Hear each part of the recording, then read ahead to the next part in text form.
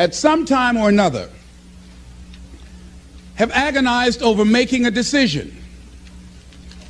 Some decisions are major decisions. And also there are a lot of small decisions that we don't make, that they tax our minds, they drain our energy, they create a lot of anxiety and nervousness and mental torment because we don't take care of it. We decide not to decide, which is a decision. Deciding to decide, to act, is a major, major challenge for all of us at different points in different areas of our lives. And there are things that happen to us along the way, experiences that we have that prevent us from working through the mental block of acting, of doing those things that we know we ought to do. And so what I want you to think about is, what is there that you know you need to do, that you want to do this, but for some reason or another, you've been holding back. For some reason or another, you just have not been able to gather your nerves or be able to work through the procrastinating or putting it off or justifying or blaming. Some reason or another, you just haven't done it. And you know you ought to do this. You really want to do this, but you don't know why you haven't done it. Because in order to begin to reinvent your life, you've got to make a conscious, deliberate, determined effort. That you really have got to put all of yourself into it. It's very challenging to act, to do those things. There are times when you're looking at it and you say, I know I need to do this, but I don't feel like it. I don't want to do it. I know I need to do it, yet leave me alone. No, I don't want to do it. So what do? What are those things that cause us to do like that? I think that among the things that prevent us from acting is the fear of failure. And if you've already failed, you don't want to fail again. The pain of that, the disappointment, the fear of loss is another thing. Because many times when we do those things that we know we need to do, we feel that we might lose somebody that we love very much and care about. We don't want to hurt anybody. Many of us don't act because we want other people's approval. We want everybody to like us and to accept us. And that's not possible. Many of us don't do the things that we want to do and don't act because of lack of self-confidence. We don't believe enough in ourselves. So there are many reasons why we don't act. There are other things, though, that affect us. Is that not wanting to take personal responsibility. We want somebody else to do it. And many times we pick up our inability to do certain things from people that we love, people that we admire. What I'm saying to you is that as you begin to look out on your life, this is challenging. This is not easy acting. So what are the things that we can begin to do to harness our will? Number one, you've got to bring it out and look at it. You've got to take the power out of it. You've got to expose it to the truth.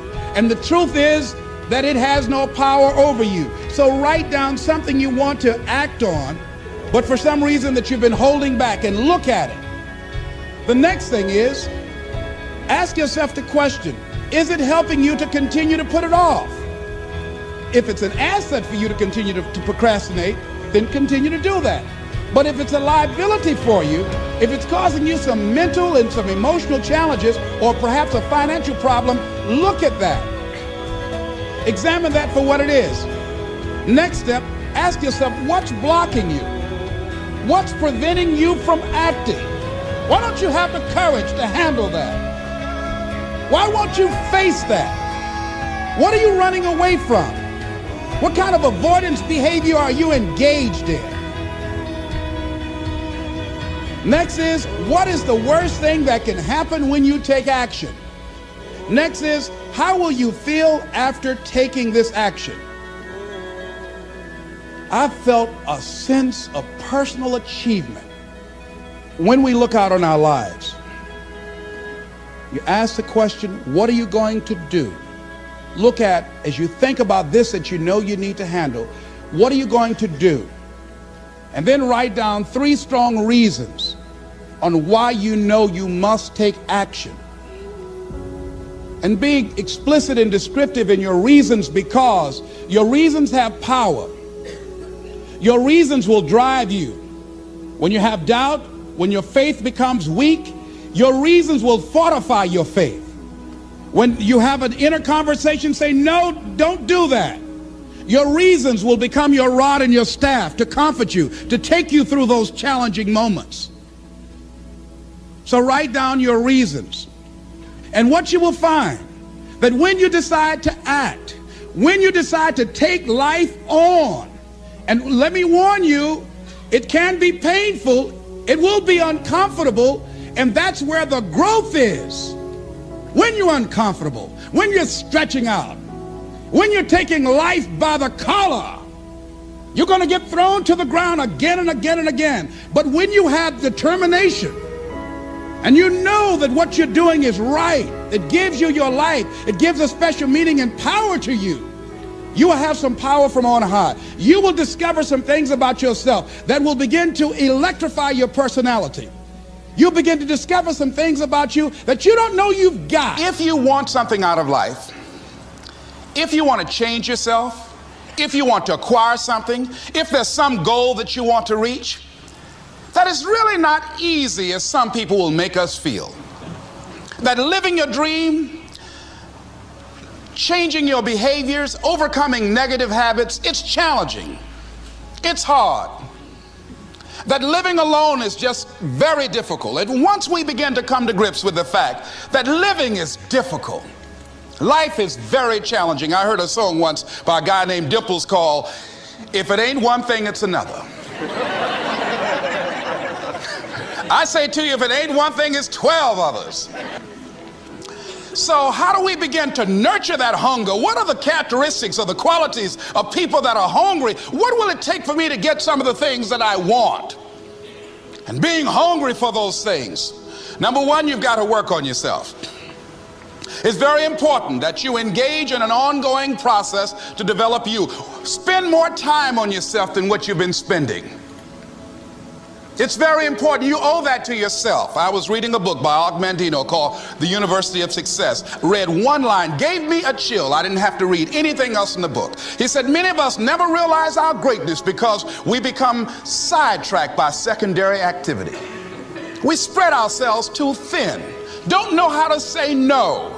And we find ourselves doing all kinds of things and never ever have time to do those things that we need to do to work on ourselves. And then there goes a second, there goes another second, there goes another second, and we can't stop and hold time. And before you know it, you wake up one day and you're behind on your dreams and your bills.